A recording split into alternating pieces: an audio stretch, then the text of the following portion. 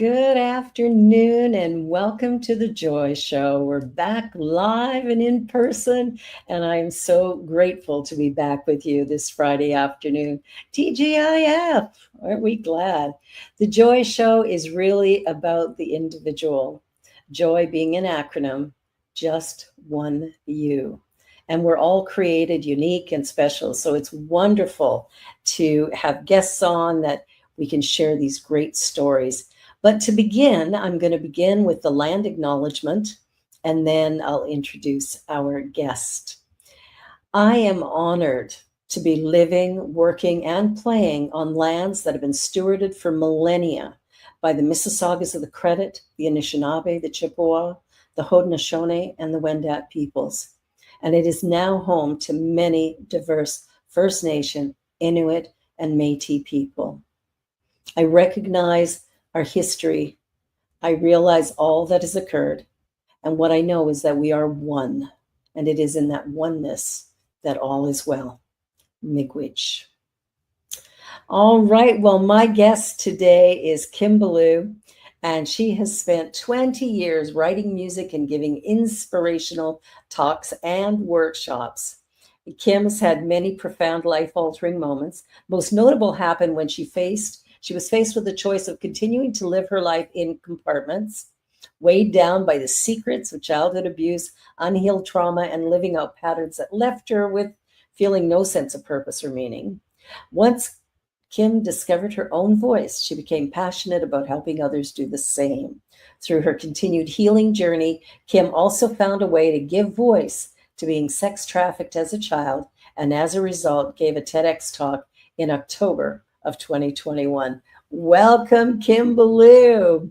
Hey, it's so great to be with you. Good to see you. Thank It's you. so good to have you here. And it's interesting when we think about your background, because you were on the Out of My Mouth show, and the idea of being sex trafficked is like, and I did watch that YouTube video, your TED talk. And when you look at that, it's hard to imagine, but it really puts a different spin on it. But you have worked to find yourself, your true self after the trauma. Tell me a little bit about that and what you're doing now. Yeah, I mean, it's first of all, I know that it's a huge miracle, and I feel like not only am I finding my voice for me, but I'm finding my voice for a whole lot of people who haven't or can't or never did. So I see it as a bigger mission. I see this, and first of all, not knowing I was trafficked, I was just trying to heal from childhood of, sex abuse, which is what I thought I had.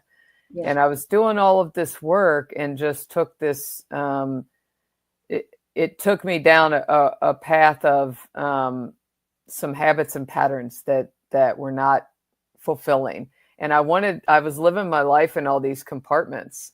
And I remember, probably 30 years ago thinking, my God, it would be so nice if I could pull all those compartments together and just be Kim, the same Kim everywhere I go. But I thought it was a pipe dream. And then I ended up at a Unity for the first time 25 years ago.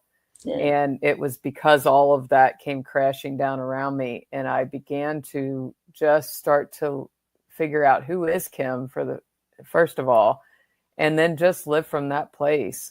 And it's, I'm still doing that. I'm still working at it. I think we all are.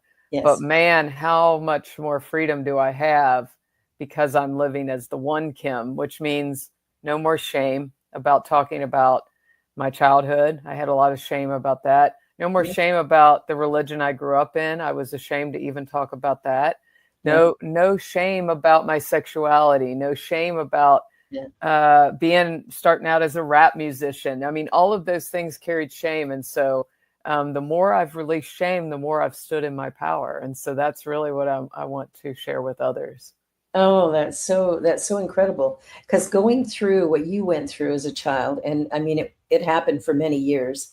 What did you say, from 11 to 18, basically? Yes. That's pretty horrific in itself. And then the fact that it took a number of years before you even realized what had happened to you. That's a powerful story. Yeah. So you started off as a rapper, but now you sing.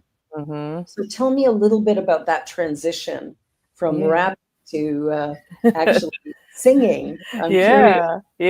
Yeah.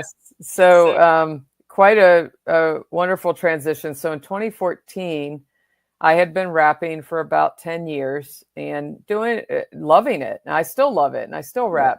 Um, but I had this story that said, you shouldn't sing, Kim, because you're bad at it. Someone had said this to me, and I heard many years ago that it takes 7 seconds for something to become a belief and a lifetime for us to unbelieve it. And that's That's right. exactly what happened. That 7 seconds, someone said, you shouldn't sing. And I carried that story.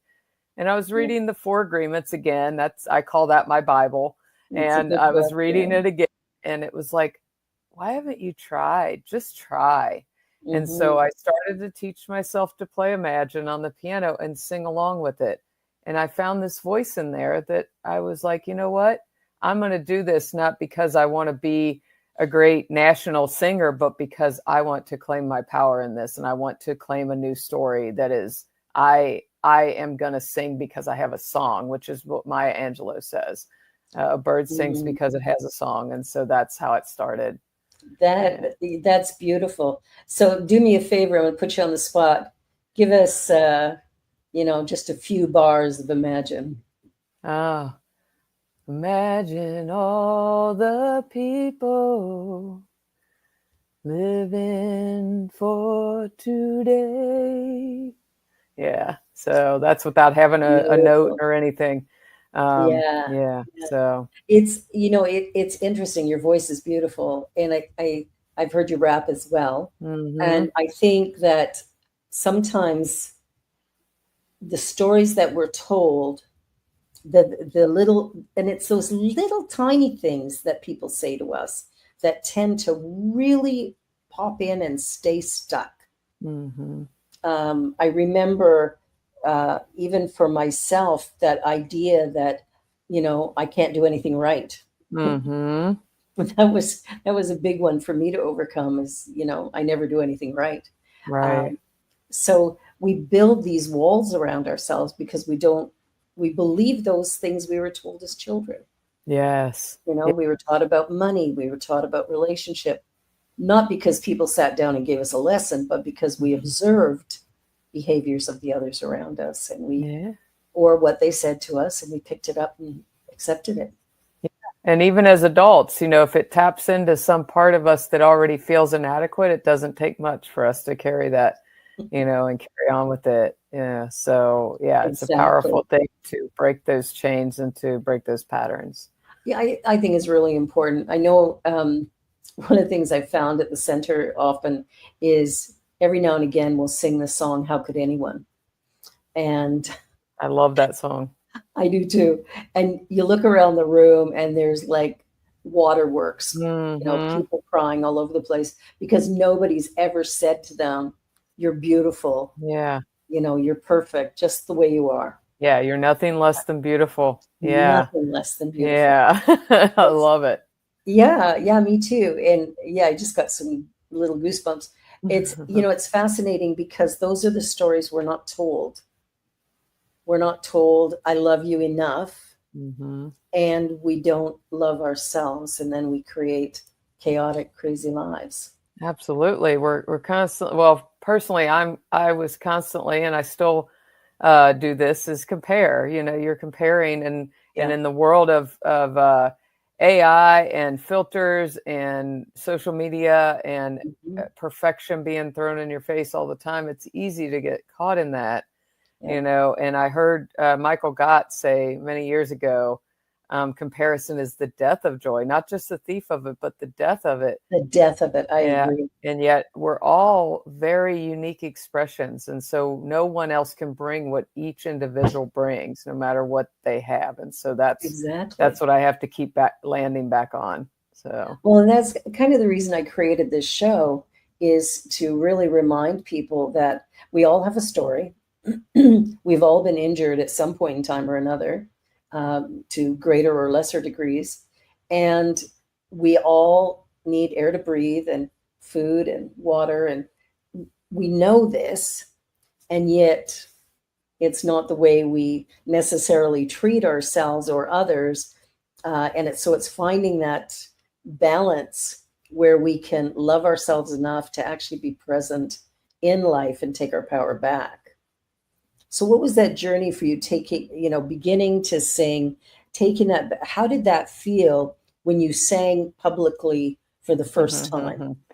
Oh man, first of all, I was a nervous wreck, and I was shaking, and yet there was it's like I stepped into what Abraham Hicks calls the vortex. I Yeah. stepped into the vortex, in that moment. I felt like I was standing in Sedona on one of those vortexes, and I just was like, okay, this feels right. When you have those moments. And so no matter how scared I was, like everything was launching me forward. And though Nice. I've done many, many performances of Imagine since then, that's the one that felt like, yes, this was the Yeah. profound moment that said, this is how you claim your power. This is how you Mhm. show other people how to claim theirs too. And don't wait till you think you've got it perfected. Step out on the journey right now, and we'll just walk each other home from where we are. Yeah. That's really, really good advice. I know for me, one of the challenges I had, because, growing up with different abuses and things throughout, um, is that everybody called me Barb. And Mm. still people will assume that I want to be called Barb because most people shorten it. And I didn't like it at all, but I wouldn't correct anybody and I wouldn't Mm. ask. And finally, when I was, oh my gosh, I think I was close to 40, when I went, you know what, I really think it's time to use Barbara. And so I started using Barbara, and it took me a while to be brave enough to correct somebody when they got it wrong. But I've gotten to that place where where I'll sit back and say, "Oh, actually, I prefer Barbara," and they're like, "Oh, okay." It's like it's just not a big deal, and yet somehow, it's one of those things that you take it in stride, going, well, it is what it is. But now I've added my middle name, so I've got Barbara Jean, and it just feels right to me. And people are Mm-hmm. using it. Most people, a lot of people just call me Barbara, which is fine. And yeah, it's you know getting over that thing in our head that I had it in my mind that it was too much to ask people to speak 3 syllables. Right. Right. Like, that's low Yeah. self-esteem, man. Right. Yeah. And apologizing for asking what you want and need. Right. Absolutely, Yeah. absolutely. Yeah, the Yeah. apologies. We were talking about that in another show. We were talking about, oh my gosh, oh, I can't remember. It's like we were talking about the idea of women saying sorry. Mm-hmm. And like, somebody bumps into you or steps on your foot and you're saying, oh, sorry. Yeah. That's a Canadian thing.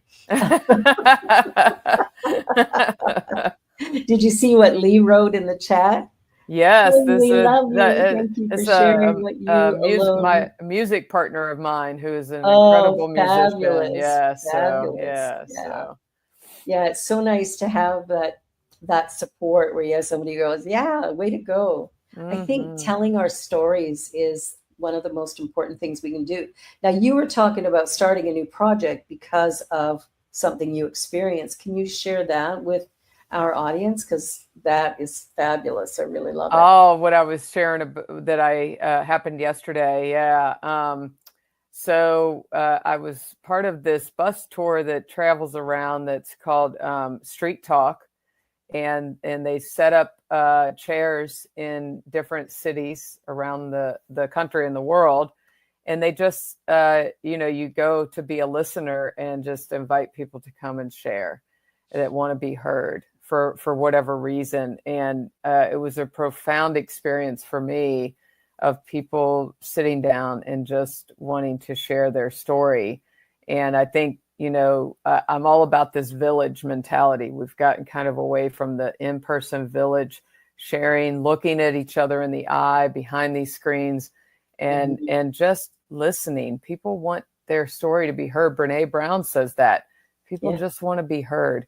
And so I had, it was mostly men, which I found to be That's very fascinating. revealing, that really wanted to be heard. And so the folks in my home unity said, we want to start a chapter here. We want to do this. And so we're going to start a chapter of the street talk and listening. Wow. And we have little signs that we hold up that say, what's your story? Tell me what you want to share today. And just really, I think it can create, a lot of times we can think that there's the other, there's that person out there, and we can create what their story is. And when they sit down and they start talking to you, suddenly they're not the other anymore. They're not the So, other. Yeah, yeah. all of a sudden there's a sense of belonging. Yeah. And there's a healing that happens when somebody actually listens to you. Mm-hmm. Not just thinking about the next thing or on their cell phone, but actually listening to what you're saying, Yes. and you get to share your story. I Yes. love that. And I'm going to get you to send me some details about it, because I'd really like to do it here as well. Absolutely. I think Yes. it's so important, so It is. important right It now. is. Yes. And I've thought about wanting to do this in the neighborhood around our unity and didn't know how to start. And so this gives me a great launching place. Oh, So, that's fantastic. That's yeah. fantastic. I think, being able to share ideas and concepts is really great, but to be able to talk about, here's my story, here's how I feel about life, here's my hopes and dreams, all that kind of stuff. It's rare that anybody sits and listens to that. Mm-hmm. I mean, even in your marriages and partnerships and whatever, it's like you're busy, you're going to work, you're watching your favorite TV show, you're on the phone, emailing or texting people, and there's just a lot of activity going on. When is the time to just be? Mm-hmm. And I think that's what's kind of missing. Ever since COVID, it seems to Mm-hmm. have been really increased. Yes. And it's tough. People need what we have. They do. And I can honestly say I've had to check in with myself, because since COVID, it's, definitely harder. I have less availability to talk on the phone. Like, I'm like, oh, I'd rather text because it's faster, and more convenient. And so I've had to really look into how am I contradicting my own desire, which is, Yes. village and community, and really start to step and live inside of that a little bit more. Yeah. That's an important awareness, because as we're living in that place of really brokenness, right? It's still a little broken chipped piece. Mm-hmm. I think of Chip from the from the show. I can't remember the name of the show. Oh, Beauty and the Beast. Oh, yeah. Oh, I love Chip. Chip was great, right? A Yes, little yeah. crack out of it, but still Yeah. beautiful, perfect, lovely. Yeah. But I think sometimes when we have those little broken pieces, it tends to shut us down from really connecting. It doesn't allow us to connect. And it's like I don't know, a safety thing or whatever, where we really hold back who we truly are out of fear. Mm-hmm. And fear, like in A Course in Miracles, it says fear, false evidence appearing real. And Absolutely. yeah, and I Yeah. went, yeah, that's it. And the other Mm-hmm. side of it, because it feels the same in the body as, the ugly fear, I always say, well, how about feeling excited and ready? When Nice. there's that big opportunity, and like for you with your singing, and you had that feeling of, oh my God, can I do Mm-hmm. this? I'm all nervous and stuff. Well, that feeling is very similar to when you're in danger. Mm-hmm. It's like the same type of feeling. So let's just call it excitement. It is. And I've read studies that say that fear and that extreme excitement, it is in the same place. And so, Yeah. to sometimes we'll respond to it, and run away rather than like standing in it to let the excitement kind of take over. Yeah. Yeah, yeah. And So, that, and we know the power of words is such an important part of our ministries and what we do. And the words that we speak have power. mm-hmm. And so when we're talking about I'm scared, I'm worried, I'm frightened, I'm nervous, I'm upset, I'm angry, when we're saying I am this, Yes. become it. We're claiming it. Yeah. We're claiming it for ourselves. I am is very very Yeah. powerful phrase. Yeah. I just co-wrote a song. It's not out yet, with a couple of friends called "I Claim My Power," and it's Oh, I all can't wait about to what's hear it. going on right now in the world and just kind of Mhm. reclaiming our own power. And so I helped write the singing parts, and I just wrote a rap verse for it as well. So it's Oh, what's the rap verse? Can you share it I'm with us? very excited. I don't know it by heart. I just wrote Oh, it and sent it over to them to get approval. So otherwise, I would, because I love yes. this song Okay. so much. I can't wait to share it with everyone. Oh, I'm so Yeah. excited. Well, do let Mhm. me know when it's out. And yeah, it's interesting because music takes us to a place that just speaking alone doesn't seem to get us there. I think Mhm. we need the combination. I think that's why churches were created the way they were, where there's singing and there's, you know, Mhm. some excitement. For me, I'd rather go to, when I think of all the various churches that are around, one of my favorite was in San Francisco, Glide. Mm. And what I love about Glide was just the whole energy and vibe in the place when Reverend Clive was the pastor there. There was like 10,000 members. Wow. And the choir was incredible. Nice. And there was a lot of people who went just for the choir. Mhm.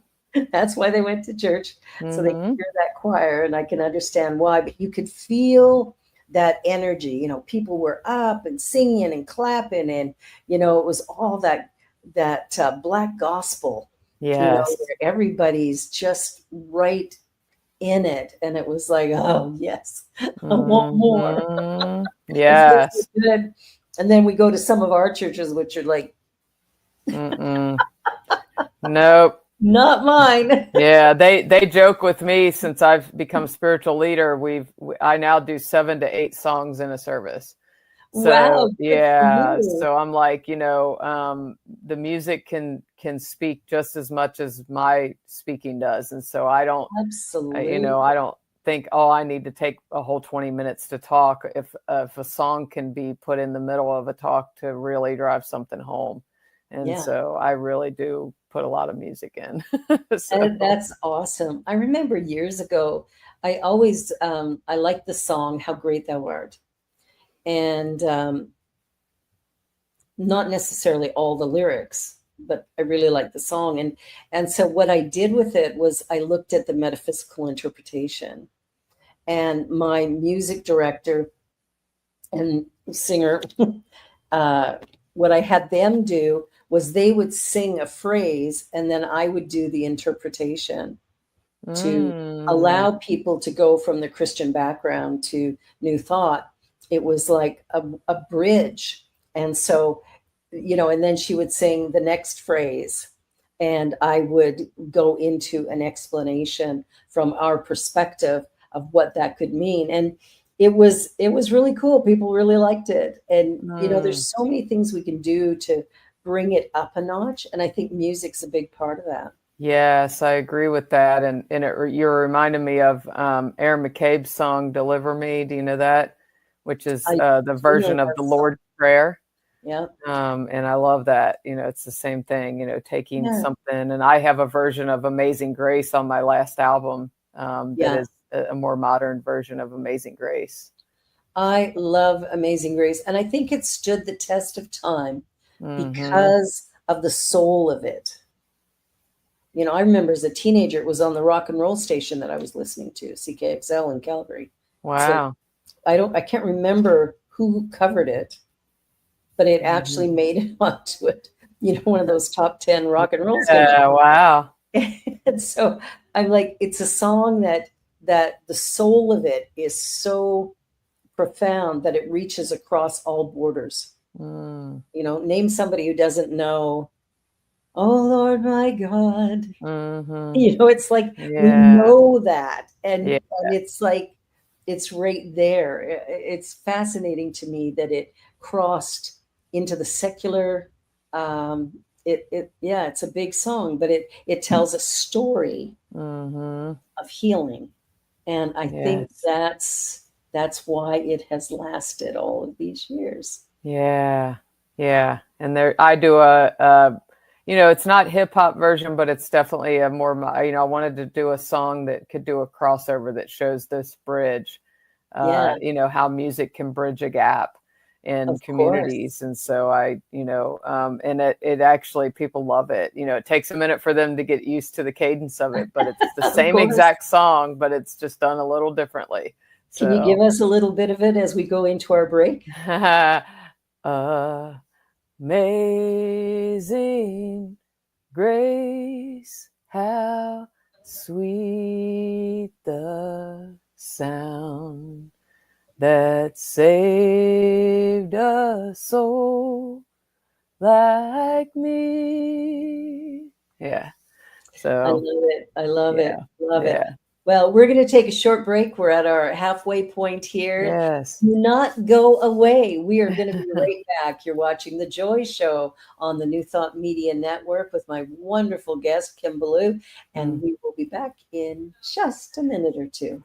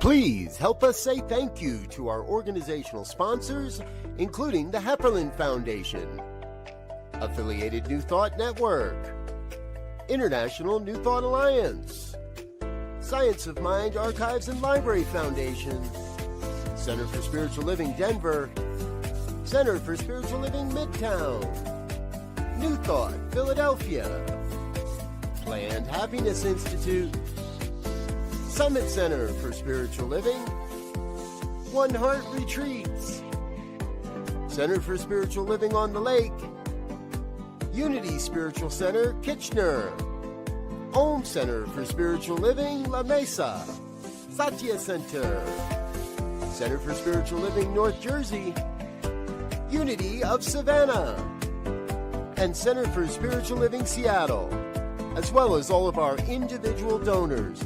Thank you for making New Thought Media Network a place to be. Please come be you. And remember, like, share, and subscribe. New Thought Media Network, positively inspiring.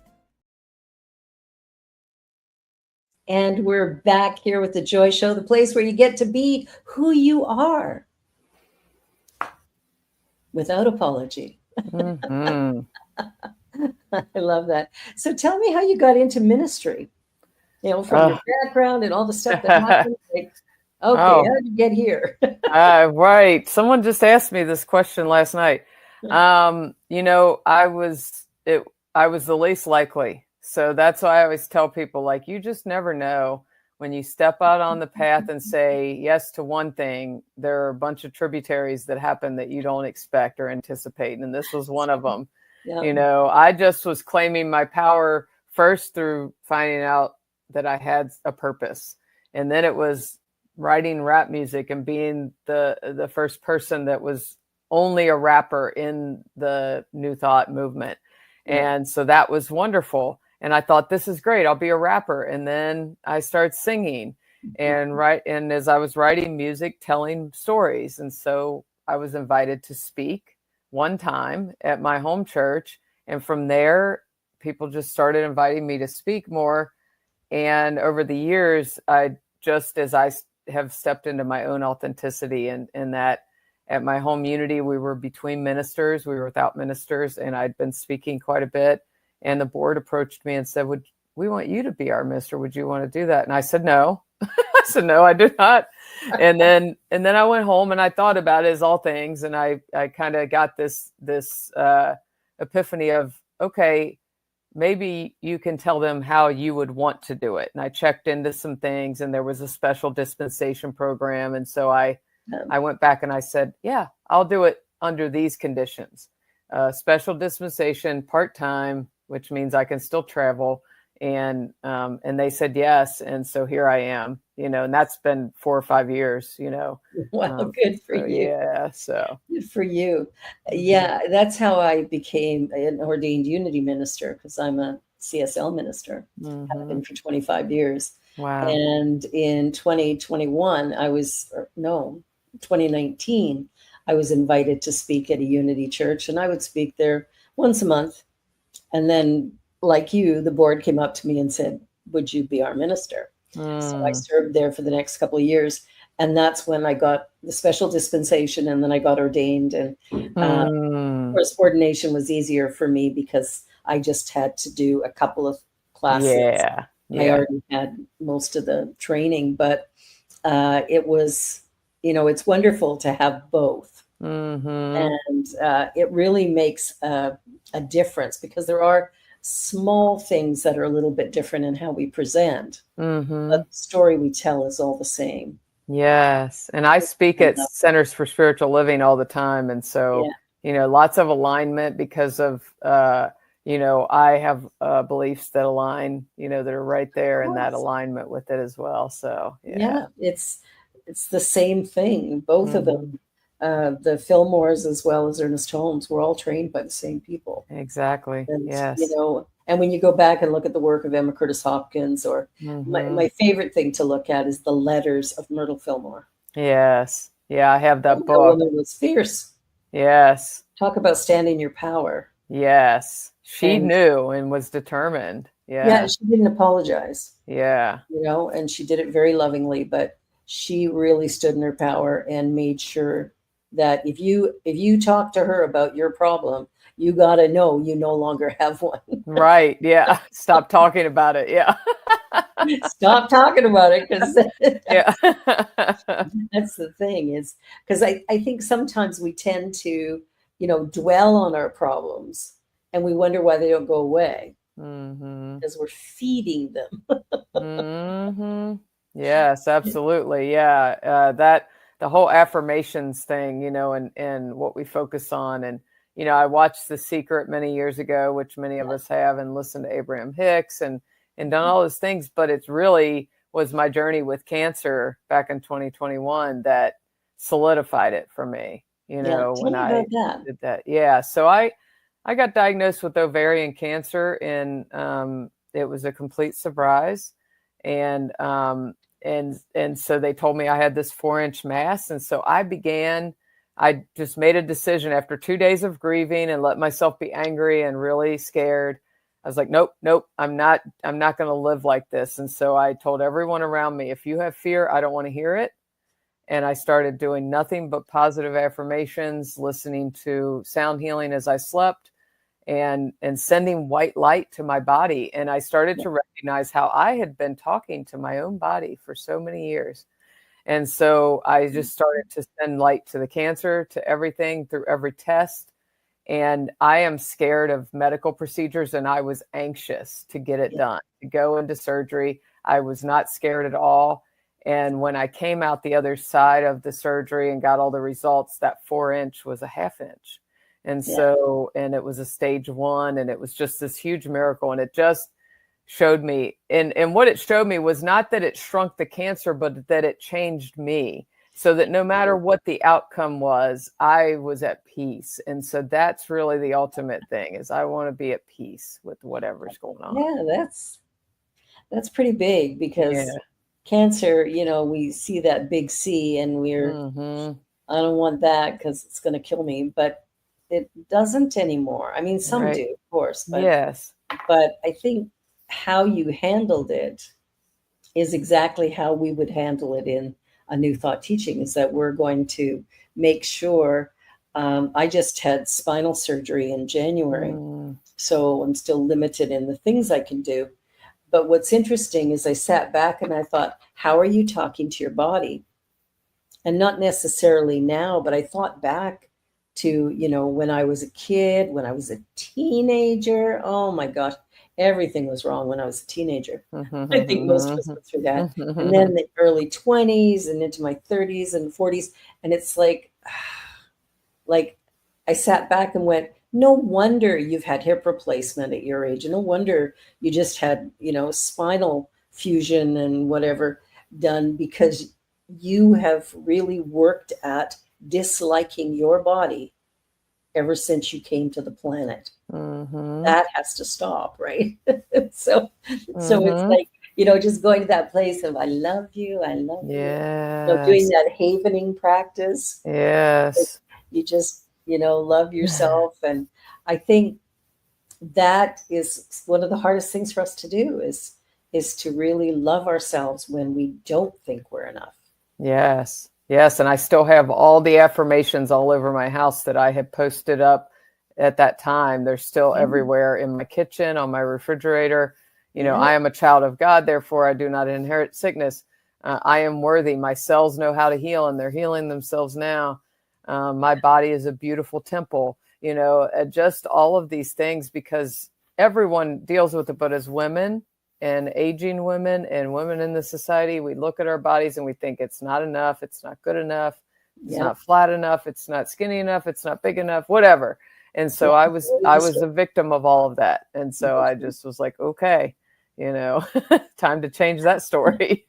Time to change that, because here's the result of that thinking. Right. My body is giving me some trouble. So I think that's a really excellent point in this teaching, is that the words that you speak to yourself are creating and building the body that you live in, this body, and then your surroundings as well. So it's such a great lesson to go into those affirmations.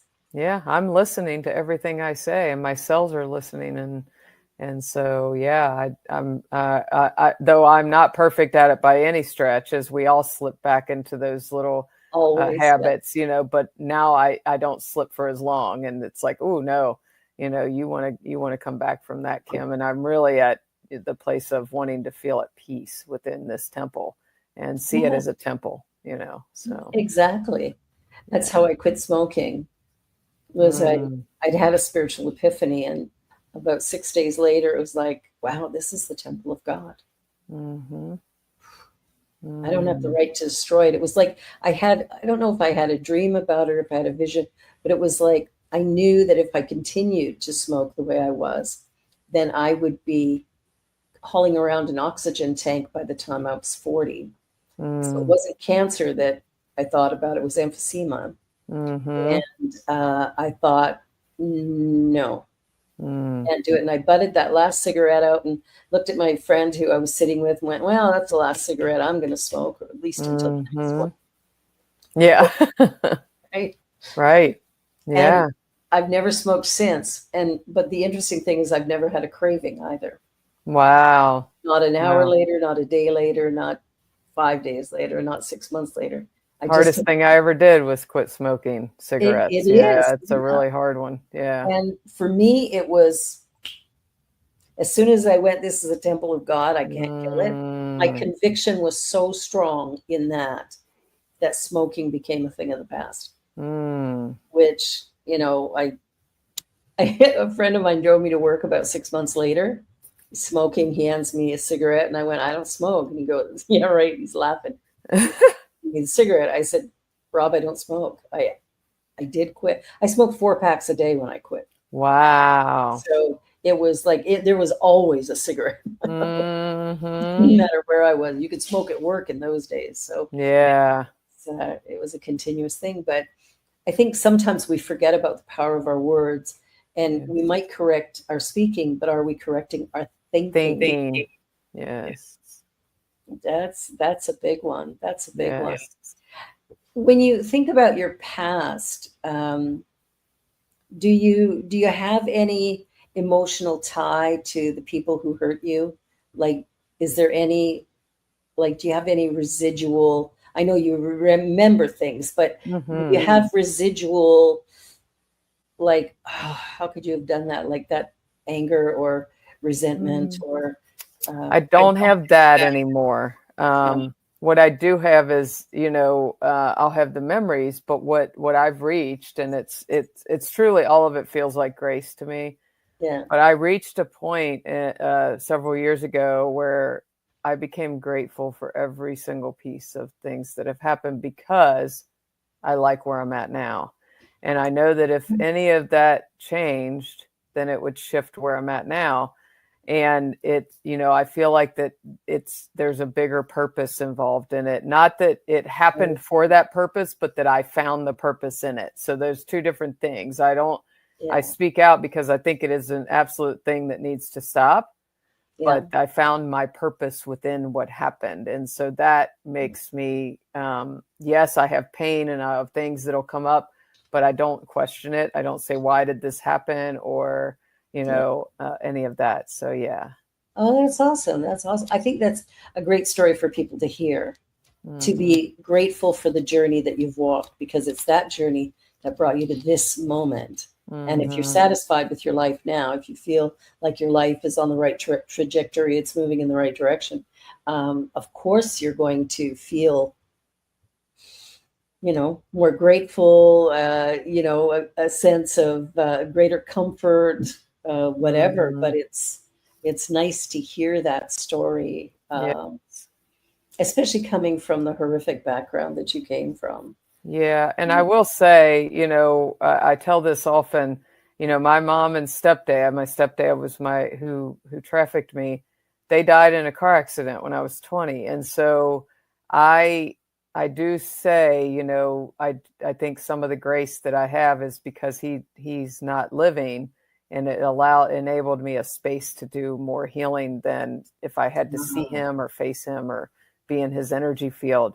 I know this. And so all of it, is profound, and it doesn't diminish anyone else's experience of if they are holding a lot of that pain. I held it for many years, but I've reached this point and I'm really grateful.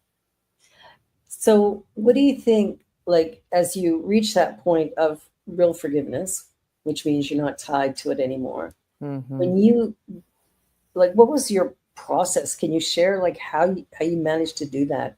Because forgiveness is a tough one for a lot of people. It is a tough one. And for me personally, I couldn't force myself to forgive my stepdad. What I had to do was continue to do my own healing work and really forgive myself for the things that I had done after I was an adult. So really, if I look at things, it's like anything that I see out there is something that I usually need to heal within me. And as soon as I can heal that part within me, it's easier for me to let go. And so it really happened organically through my own process of healing. I'm driving down the road one day about 10 years, I don't know how many years ago. And it was just, I felt it. I felt a drop, this moment that it was like, oh my God, it's gone. It's gone. And and it's been gone ever since. Yes, I can talk about, I hated some of the things that happened, that he did to me, or that, how could someone think like that? But I don't feel the charge. I don't feel that charge. I don't hang in it. Those are two different things for me. So, that's important, because a lot of people hang on to, like, the anger, and they're like constantly in that place of, I want to get revenge. I want to hurt this person back. And there's a mistake with forgiveness, because you often hear forgive and forget. Forgive is one thing, forget is a whole different thing, because our brain stores it like a computer. Everything's there. Absolutely. So to forget, how are you going to forget that you were sex trafficked? Right. I don't care how long you live, you're not going to forget that. Right. But the charge is gone. The charge is gone. And how do you break the chain? For me, the breaking of the chain, it's like people can could say, oh, you have a reason that you would have carried on bad behaviors because of your childhood. I was like, but where does that end? My stepdad probably had a really bad childhood that created his whole thing. And, that's not a reason for me. And so, I need to take my own power and responsibility for myself. And the only way to break that chain was to not feel like I have a reason to act out the way that I had been in early adulthood. So. Yeah, it's interesting because I think a lot of people don't understand the healing process. They don't understand the idea of forgiveness. Mm-hmm. And it's, often misunderstood as, oh, yeah, so what they did is okay. Mm-hmm. That's a really common phrase when I talk about forgiveness. Right. Oh, so it's okay that they did this to me or did that to me. It's okay that Hitler did what he did. It's okay that, it's like we have these stories and then we make them bigger than they ever actually were. We bring in things like, Hitler or whatever, which is pretty extreme and it's got nothing to do with today. So why am I pulling that in? Well, I'm using it for drama. We love drama. So right. We're in that funny position where, and I think there's shame too, especially with sexual assault, because there's a pleasure in it. If the person isn't actually, beating us or whatever, it feels good. And so there's that sort of push and pull, like where I'm going to feel shame because somebody did this. But at the same time, at the moment, there were moments where I didn't want it to happen, but man, it did feel good. So how do we marry that, our own sense of guilt or shame around those things? I think talking about it is one, and I don't, I can't say I look back and had pleasure, but I talk about this in my TED Talk, which is went to my stepdad for sex because it was all I knew. And I think there's a shame in that. I think there's a shame that comes up for people you're confused. You don't know, you can't separate what's going on with your physical body from, okay, this is the person that I need to go to for that. Yep. And so then you start to think you're responsible for their actions. And so on the note of forgiveness, it doesn't mean you don't talk about it. It doesn't mean, I've had people say, well, if you've forgiven, why you still talk about it? And I was like, because I've forgiven, because I'm healed, I can talk about it from this place. I'm not talking about it with hate and anger. I'm talking about it with conviction and passion, that it can stop and it can end for someone else, or be the voice for someone else. And so those are two different things, and I do know someone who was abused by their dad, and they loved each other. And yet, so it became that draws a little line there of a deeper kind of healing, because that brings up a whole nother kind of shame. Yeah, it really does, because, your parents are, when you think back to when you're little, your parents are God. They know all, they see all, and they're everywhere present. Especially if you do something wrong, you say a swear or whatever, you're in deep, deep trouble. So I think there's a challenge with that, because in my mind, this person has power over me. And so I can't really do anything about this at the moment. But the other side of it is, this person loves me and I love them and I trust them. And so there's a real mess that comes trying to make sense of all of that. You love me, and yet you're doing something that is actually not loving. So there's a lot that goes on for a young person. Well, and it goes into adulthood. So then you can translate that into how you are in relationship with others. For me personally, it's like, oh, so if someone loves me and they hurt me at the same time, it gets confused in the mind, and so those are all the parts that have to heal personally. you know, in order for me to live in a more healthy way and to be able to say, hey, I'm grateful for every part of my journey that got me here. Without that, it's impossible.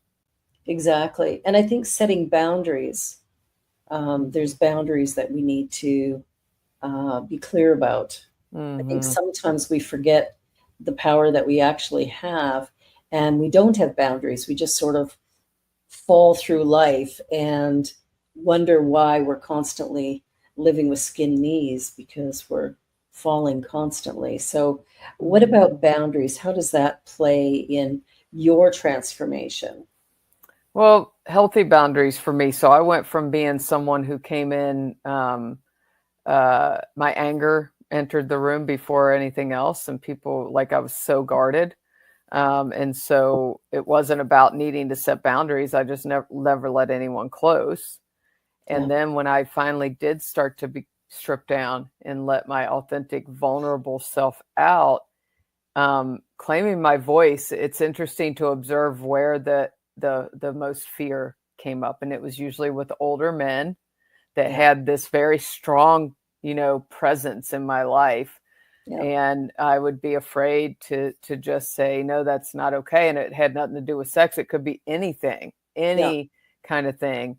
And so it's really just becoming a practice of learning to Mhm. say, use my voice and say what I need, and then to remove myself if I need to, Yeah. and to just continue to, because that's telling me that I am standing in my own power. Absolutely. That is healing small Kim. Every time I do that, that is telling small Kim that I am there for her, and that whatever happened, that those boundaries were crossed no longer exist. So, That's really powerful because I think, you talk about little Kim and, I had my little Barbie mm, that um, I think doing inner child work could be a really powerful part of what we do to really bring to the surface our essence so mm-hmm. that we can, remove the rubble so we can actually see who we were when we came in. Like, Yeah, what was it that we came here to do? Because everybody came here to do something. right. And what is that thing? And then how do I do it? Because Mm-hmm. the doing and the being are very different. For me, it was like when I was asked, "Who are you?" by my teacher, the thing that came out of my mouth was, "I am love expressing." Mm. And and I sat with that for a second, going like, "Why did you say that? Like, you're a Mm-hmm. mom and you're a grandma and you're all these things." But the truth is, I'm none of those things. Those are things I do. But Mm-hmm. who I am is, this divine essence. So it's interesting to start to look at defining ourselves differently. Yes. You know, Yes. we've got these labels we've put on each other that we feel like we have to maintain. I try to Mhm. even catch myself when I'm introducing my husband. I'll go, "Oh, Mm. here's my husband, Pierre." It's like he's a possession. It's not a possession. He's a Right. human, right? Right. But I'm really trying to be conscious of, oh, and this is Pierre. And, Mm. it's like trying to use his name or my daughter or my son instead of going, oh, this is Curtis, this is Arlene, this is Gigi, this is Rye. Like, why do I feel like I have to put that label? So I've been questioning all of those things as I reframe my thinking Mm. to be more expansive. Yes. Looking at all the changes Yes. in the world today, we need to be open at the top. Yeah, who were you before the world told you who you were? And really it's, I love that. it's just if I strip down now that I am, the Kim that was before all of that, Yeah. it is merges more and more, and I allow that childlike part of me out. I mean, Disney World is on the top of my dream things to do, is this dream trip. I play with Legos. I do all of these things that I never got to do, while also realizing that all that guarding I did, all that anger that I thought made me so tough, actually this strip down is the strongest thing I've ever done. And to show up in the world as the Kim before all that was the most loving, compassionate person, and that's who I've returned to, and that return to innocence is continual, and I it's love really that. how I shine the brightest. So Yeah, I like that because I think that is exactly how we come to that place. When we say we're going to do something for ourselves and then we don't do it, we start to really distrust who we are and hmm who we are in the world, and that's definitely uh, that's not a good thing. right, yeah, absolutely, yeah. So it's been beautiful to witness myself in my own innocence reemerging and realizing that is my power. Yeah, it is for So sure. yeah. We have got about 3.5 minutes left. Time hmm has flown by. Yeah. And what is one thing that you would like people to take away from this conversation that may be of support for them? That no matter where you are, what you're feeling or experiencing in this moment, it is not wrong.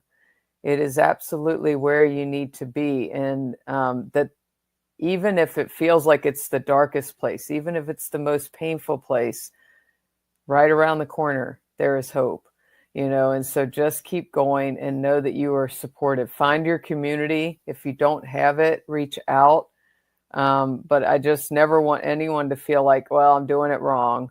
You can't get it wrong. You just keep putting one foot in front of the other. You can't get it spiritually wrong. You can't get it emotionally wrong. As long as you're trying and you're aware, tap into your own heart. It knows the way. It does know the way. That Yeah. is for sure. Well, this has been awesome, Kim. I'm so grateful that you were able to come on, and hmm I'm grateful to be back doing the show Yes. live again. That's one Yes. long break. Yeah. Well, I'm Spinal grateful too. surgery is no joke, I'll tell you. I bet. And continued healing for you. Yeah, no, it's doing really well. So I feel good. So I just want to say you've been watching the Joy Show here on the New Thought Media Network.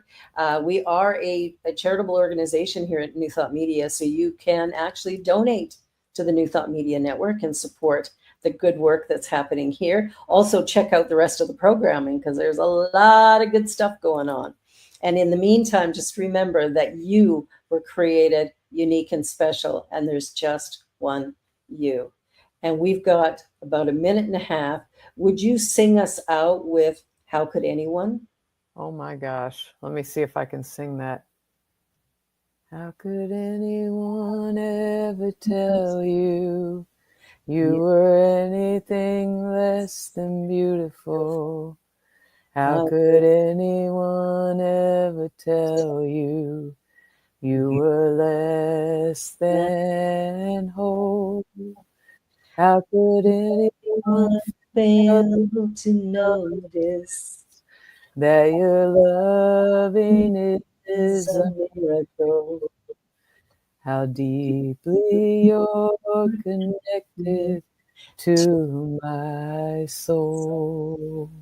Oh, Yeah. thank you. That's beautiful. Have a great weekend, Yeah. everybody. Know that we love you. And thank you, Kim, again. Thank you, Deja, for producing. Yes. And you're watching New Thought Media Network here on Friday, and we are back every single week. So do join us again. And in the meantime, just know you were created perfect, whole, and complete. Have a Mm, great week. Be sure to like, share, and subscribe. Bye. yes. Bye. On behalf of everyone at New Thought Media Network, thank you for being a member of our virtual family. Your financial contributions help share the New Thought message with people from around the world. Please visit and contribute at www.ntmedia.org/donate. New Thought Media Network. Come be you. And please like, share, and subscribe. Until next time, peace and blessings.